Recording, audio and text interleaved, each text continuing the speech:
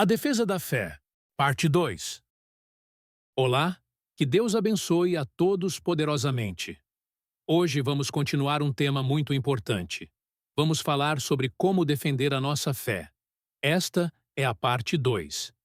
Começamos em Mateus 16, 6 a 12, e Jesus disse-lhes: Adverti e acautelai-vos do fermento dos fariseus e saduceus.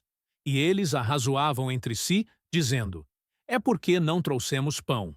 E Jesus, percebendo isso, disse: Por que arrazoais entre vós, homens de pequena fé, sobre o não terdes trazido pão? Não compreendeis ainda, nem vos lembrais dos 5 pães para 5.000 homens, e de quantos cestos levantastes? Nem dos 7 pães para 4.000, e de quantos cestos levantastes? Como não compreendestes que não vos falei a respeito do pão, mas que vos guardasseis do fermento dos fariseus e saduceus? Então compreenderam que não dissera que se guardassem do fermento do pão, mas da doutrina dos fariseus e saduceus. Logo após um dos vários confrontos entre o Senhor Jesus e os religiosos da época, ele aproveitou a situação para ensinar os discípulos uma importante lição sobre guardar a fé. Ter cuidado com o fermento das falsas doutrinas que tentam corromper a fé cristã. Jesus usou o fermento para ilustrar como falsos ensinamentos penetram na igreja e destroem os incautos. Assim como o fermento se espalha por toda a massa e faz o pão crescer e parecer bonito, mas não acrescenta valor nutricional. As doutrinas diabólicas também se espalham rapidamente entre os cristãos porque sempre trazem algum apelo atrativo. Os fariseus eram uma facção judaica que exigia cumprimento rigoroso à lei e às tradições orais dos seus antepassados.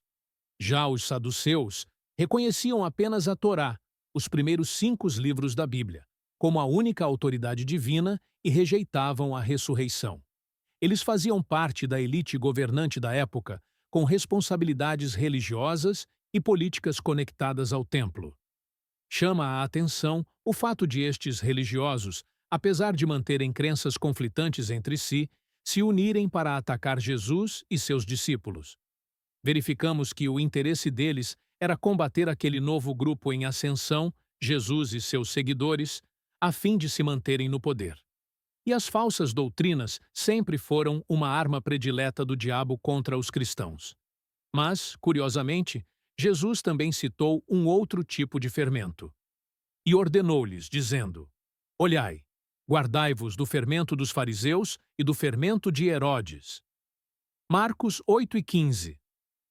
Herodes não era um reliogoso, e sim um governante político. Seu medo era perder seu trono para aquele que estava sendo chamado de Rei dos Judeus.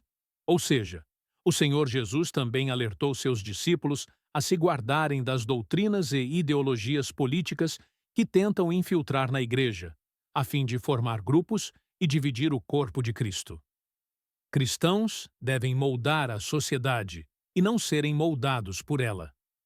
O que entendemos com tudo isso é que, assim como o Senhor Jesus foi uma ameaça na época em que andou nesta terra, a sua igreja também ameaça os poderosos. Sejam eles religiosos, políticos, empresários, artistas, a imprensa ou qualquer outro. Essa ameaça não é intencional, pois nem Jesus, nem sua igreja vieram para ameaçar ninguém.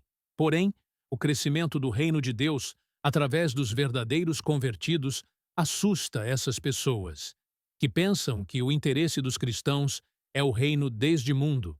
Em João 18:36, elas não sabem que já conquistamos riquezas bem maior. Que esta mensagem fortaleça sua fé. Curta, compartilhe e comente se quiser ouvir mais sobre o assunto. Inscreva-se no canal para nos ajudar a alcançar mais pessoas. Deus te abençoe.